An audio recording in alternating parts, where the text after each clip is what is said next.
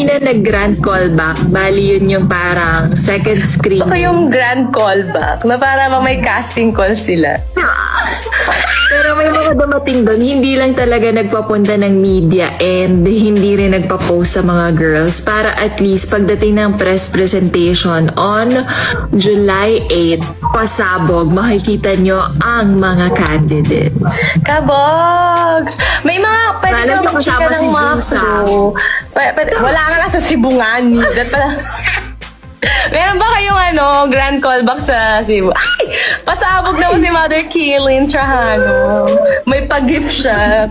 Meron ka bang mga clue? Kung sino yung mga sumali? May mga nagbabalik. May mga nagbabalik. Pasabog sila. Ilan dun yung magaling sa pasarela?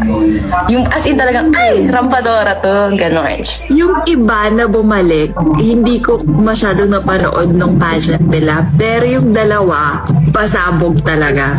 So mga kapolitika, yun po ang revelasyon ni Emma Tiglao at ni Joy Barcoma dito sa kanilang live session sa kanilang social media account, kung saan ay meron silang pahint dito sa sa dalawang contestant kung saan isasali dito sa Reina Filipinas na inaabangan nga yung kailang grand reveal sa July 8, 2026. So ngayon ay matunog po yung pangalan ni Alexi at ni Angelica Lopez, and I believe na sila yung tinutukoy ni Emma dito sa kanilang live session. So marami po ang nag-expect na sana isasali itong si Michelle D, pero parang hindi ata, wala siya sa listahan mga kapolitika doon base sa mga pa-hint doon sa mga video, sa mga photo ay parang wala itong si Michelle D. So nakapagtataka lang mga kapolitika dahil mayat maya is nagpapa-hint naman itong si Michelle D na siya ay sasali. Maraming mga pinupost siya dito sa social media, marami siyang mga sinasabi, pero hanggang ngayon ay wala pa rin at hindi pa rin talaga sumasali itong si Miss Universe Philippines na si Michelle D. So sabi ng iba ay baka pang clickbait lang ito ni Michelle D para pag-usapan siya, pero ang totoo is baka hindi naman talaga siya sasali dito sa Miss Grand. Okay, so marami ang mga nadismaya, marami ang mga na-disappoint na baka wala itong si Michelle D dito sa Reina Filipinas. So ang maging reaction ko naman is wag na lang nating pilitin kung ayaw nilang sumali dito sa Reina Filipinas. Abangan na lang natin baka sa mga susunod na taon ay baka doon sila mag-join. Pero sana is wag na lang paasahin yung mga pageant supporters kasi marami ang mga umaasa, marami ang mga nag-expect na sila ay dadalo dito pero wala pa rin mga kapolitika. Okay, so it might be siguro is pag sumali yung isang candidate na malakasan, siguro is hindi mo na sila sasali dahil ibinibigay nila yung tsansa doon sa candidate na yon.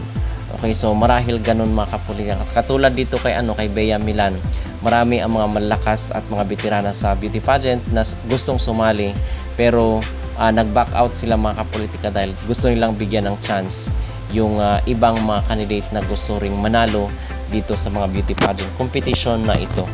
Okay, so yun po ang latest ngayon. A little teaser never hurt anybody. The official Reina Filipinas 2026 candidates are ready to step into the spotlight, but not just yet. Get your first glimpse of the candidates, then witness their official introduction at the grand reveal. Welcome all the Reinas and Sashing ceremony. Join us on July 8 as history unfolds. Catch the live broadcast on Bragais TV at 6 p.m. So sa YouTube po mapapanood yung grand reveal ng Reina Filipinas.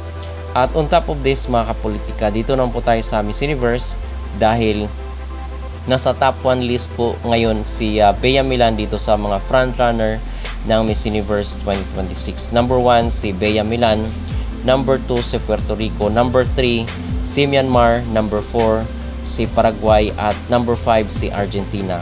So ngayon pa lang is masasabi ko na definitely ay talagang malakas ang maging laban ni Bea Milan dito sa Miss Universe 2026 na pinaka-inaabangan ng lahat.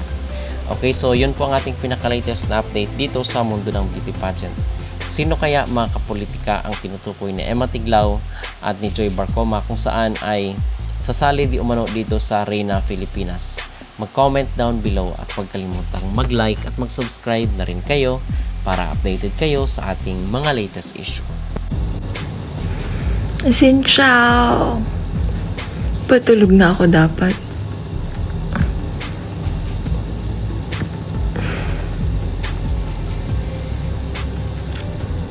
Yes, mga naka-naka. Xin ciao. I love you.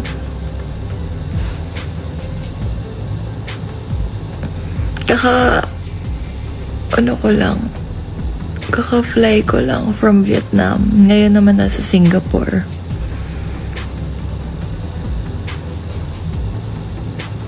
No, patulog pa lang. Antok na. Kasi halos wala akong tulog kanina. Dahil nanggaling ako ng dalat. And then, maaga yung flight ko. Tapos delayed. Tapos pagdating dito sa Singapore, kumain. And minit yung mga organizer nung sa OFW meet sa Sunday.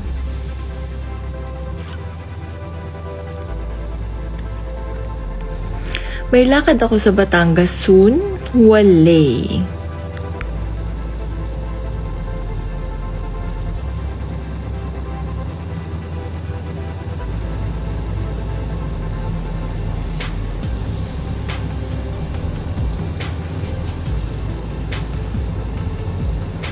Live si Josa. Actually, kaya ako nag-live kasi nakita ko live si Josa. Invite natin.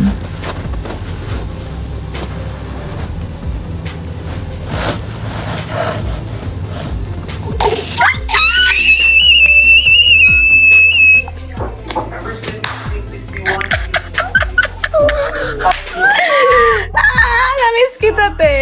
Alam mo ba, patulog na ako, tapos sabi ko, tinignan ko muna yung TikTok ko. Sabi ko, uy, may naka-live na Jusa. Sabi ko, sige nga, mag-live ako kasi namimiss ko na hindi na kami nag-uusap. Alam niyo yung usap namin, parang dalawang reply lang, tapos wala na. Oo. Parang magkakayayaan. Tapos after nung yaya, pwede ka ba sa ganito? Parang check ko schedule ko. Tapos wala na. Wala na, hindi na niya sinek yung schedule niya. Hindi, chinek ko. Tapos nakalimutan kong balikan. Tapos pag-reply ko sa kanya, wala naman siya sa Pilipinas. Ano ba yan?